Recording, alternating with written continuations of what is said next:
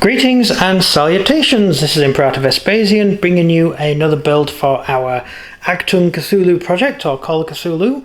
And another good thing about this is you can also use it for the ACW as well.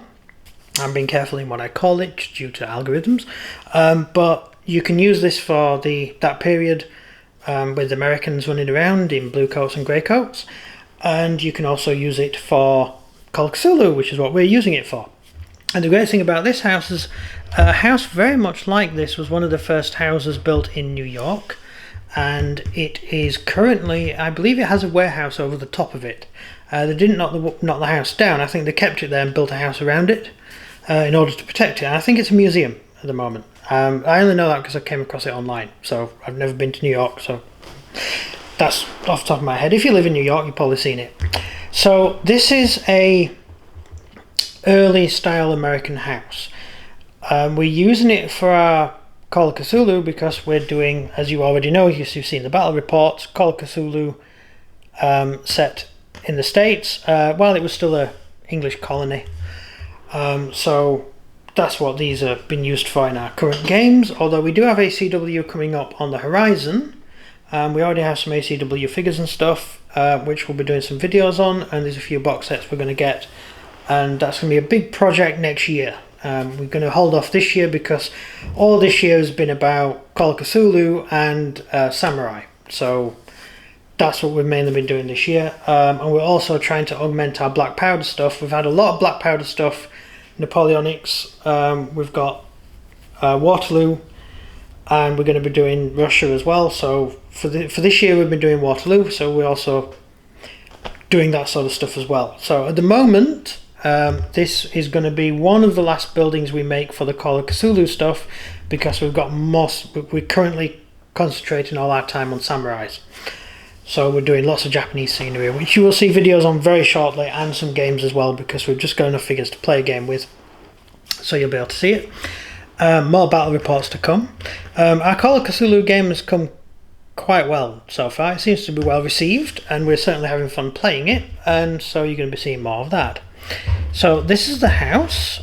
This is the bigger version. I've got a smaller version, which I will show you here. I'll do a separate video on the smaller version because it's slightly different the way I built it. That's the smaller version, and that's the larger version. So that's the smaller version, and this is the bigger version. And really, when we decided to do this sort of big project, one of the big things about doing the project was this book, and you see the house in the background and the house behind it. The house behind it is this one, and the smaller house is the one I've just shown you, the small one, and that is the Irish Brigade fighting against ghouls, which was a famous battle which has often been overlooked because of other things that happened in the ACW, but I think the mythos had a lot more to do with it, at least in the book anyway. So this is the side of the house. The chimney goes up and attaches to the roof. I was going to try and put a loft space in this, but there wasn't enough room, which was a bit of a shame. I know with one of our Napoleonic buildings we've been doing, we managed to make the loft space a fighting platform, but we didn't. This roof wasn't really big enough to do that. So that's the house, and it comes apart like this. And what I try to do with all our buildings is make it so the roof is seamless, so you can't tell that that's where the roof divides and that's where it comes up. That's how I do it, and I think it just looks better. Also, if you just do a straight flat roof going on top like that, if it was straight across, this would be in danger of being broken. These here, they're wooden spikes, but they're going to get damaged during playing games, especially if someone's got a jumper on. They reach over, the jumper catches in the side and pulls it out. This way, the side is completely secure, so all of these wooden posts are completely secure to the roof, and it doesn't get damaged when you put it in a box. So when you store it, they're not going to get damaged. We've been doing a few other things with our samurai stuff that we've been putting together, and we've found another few ways of securing the sides, but I'll show you that when I do those builds. So it's a straightforward build. I ended up having to put layers of wood on the inside of here because I actually ran out of card. I was putting this together during the height of the plague, and I had difficulty sourcing card. Hence, you can see this card's made out of the card you get from, I think you're supposed to colour them in with a pen. So that's the situation we were in.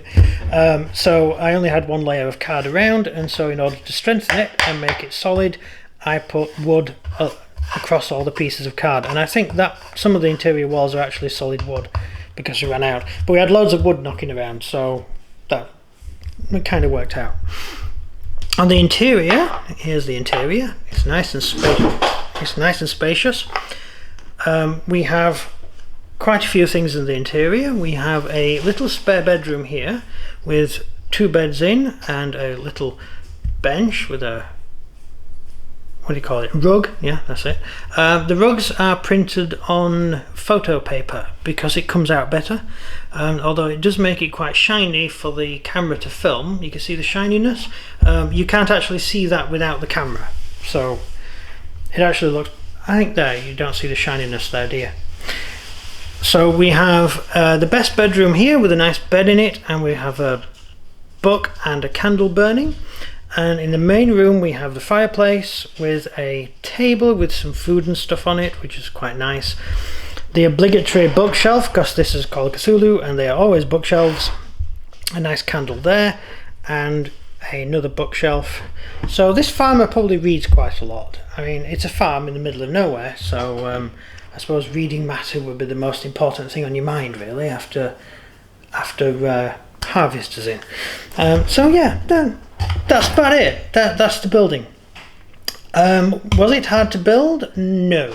This was actually quite easy to build, and the main reason it was easy to build was because I had already built this one, and the pitfalls of building this one led me to make this one a lot easier. Unfortunately, I had run out of card at that point, so I was really limited on what I could do. You can see this is actually in 2 sections because it's 2 pieces of card, but it did work out all right. So that's the overall building. We have used it quite a lot in our Call of Cthulhu games because it's a larger farmhouse than the smaller one, and we can put more figures in it, and we have been using it a lot more in our recent games. And it has also featured, I think this is the one where the head bad guy was hiding out in the last game we played, the game we videoed. So it has had quite a bit of use, and it looks quite good. It's a decent build, and it's also solid, so it's very hard to actually damage it when you have it in storage. And that's the thing you really need to look out for. Having things in storage can get broken very easily. I made a brilliant bridge, a large bridge, which was entirely made out of balsa, and it looked great, and it was pretty sturdy. Even though it was made out of balsa, I had metal pins inside to keep it together, and then when we moved house, the bridge got squashed. So yeah, this building wouldn't have got squashed, and if I build a bridge in the future, I'm going to use different materials to build it with, because I found that things do get damaged quite easily. This building, however, it's great. It's not going to get any damage to it. So that's roughly about it. Painting wise, I just dry brushed it eggshell and then dry brushed over with a white, and then I went around with large amounts of dark green mixed with light green to get this effect, because it's a scruffy, dirty house that's not really been looked after. It's set in the Cthulhu world after all, and people don't seem to look after their houses very well in the Cthulhu mythos. They always tend to be sort of decaying and falling apart, and that's the theme we went for with our Call of Cthulhu.